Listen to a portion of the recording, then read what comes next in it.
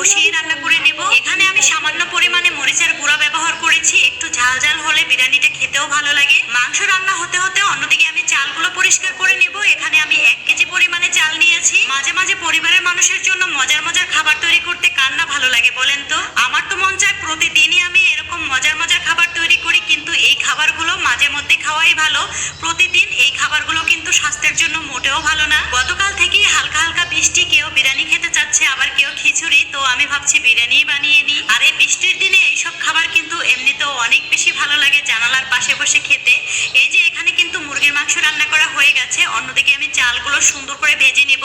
আর এখানে আমি কয়েকটা আলু বোখরা ব্যবহার করছি। বিরিয়ানি রান্না করার সময় একটা বিষয় অবশ্যই খেয়াল রাখতে হবে, চালগুলো কিন্তু খুব ভালোভাবে ভেজে নিতে হবে, তাহলে বিরিয়ানি রান্নাটা খুবই ঝরঝরা হবে আর খেতেও ভালো লাগবে। চালগুলোর মধ্যে বলক আসার সাথে সাথেই চুলার আঁচ একেবারেই কমিয়ে দিতে হবে। এমন একটা অবস্থায় লবণটাও দেখে নিতে হবে, যতটুকু দরকার এই সময় দিয়ে দিতে হবে। পরবর্তী সময় কিন্তু চাইলেও দেওয়া যাবে না, তাহলে কিন্তু আর ভালো লাগবে না। আর এখন মাংসগুলোর সাথে ভাতগুলো সুন্দর করে মেখে দিতে হবে, যেন সব জায়গায় মশলাগুলো ঠিক মতো যায়। আমি জানি আমার প্রিয় আপুরা আপনারা হয়তো এর চেয়ে অনেক ভালো রান্না করতে পারেন, তারপরও আমি সবসময় বলি আসলে আমি যতটুকু পারি এতটুকুই আপনাদের সাথে শেয়ার করি। ভেজে রাখা আলু, পেঁয়াজ বেরেস্তা আর উপর থেকে কাঁচামরিচ দিয়ে দিলাম আর কিছুটা ঘি দিয়ে দিলাম। এতে কিন্তু বিরিয়ানি থেকে অনেক সুন্দর একটা ঘ্রাণ আসবে। বিশ্বাস করবেন কিনা জানি না, বিরিয়ানির গন্ধ পুরো ঘরে ছড়িয়ে পড়ছিল। চুলার আঁচ একেবারে কমিয়ে দিয়ে আপনারা চাইলে 30 মিনিটের মতো রেখে দিতে পারেন, কিন্তু আমাদের তো আর একটুও বসে থাকতে ভালো লাগছিল না, যার কারণে একটু নাড়াচাড়া করে সুন্দর করে ঢাকনা দিয়ে 10 মিনিটের মতো রেখেছিলাম। দুপুরের খাবার খেয়ে আমি চলে আসছি বাবার বাড়ি থেকে পাঠানো জিনিসপত্র একটু গুছিয়ে রাখার জন্য।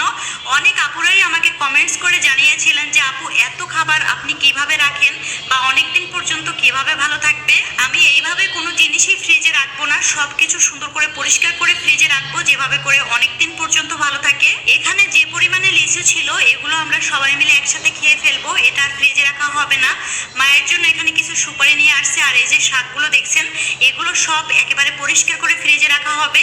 এই যে আলু শাক দেখছেন এটা তো আমরা গতকালকে রান্না করেছিলাম, আর এই ভিডিওটা কিন্তু আগেই করা। অনেক আপুরাই আমার কাছে জানতে চেয়েছেন, যার জন্য আপনাদের সাথে শেয়ার করছি। যেহেতু আজকে আমরা কচু শাক রান্না করব না, আর এতগুলো খাবার একসাথে খাওয়াও কোনোভাবেই সম্ভব না, প্রতিটা জিনিসই সুন্দর করে রেখে দিতে হবে। কচু শাকগুলোতে আমি অল্প পরিমাণে লবণ দিয়েছি আর অল্প একটু পানি ব্যবহার করেছি। এরপর সুন্দর করে সেদ্ধ করে নিতে হবে। এরপর আমরা একটা বক্সে করে ঢাকনা দিয়ে ঠান্ডা করে তারপর ফ্রিজে রেখে দিব।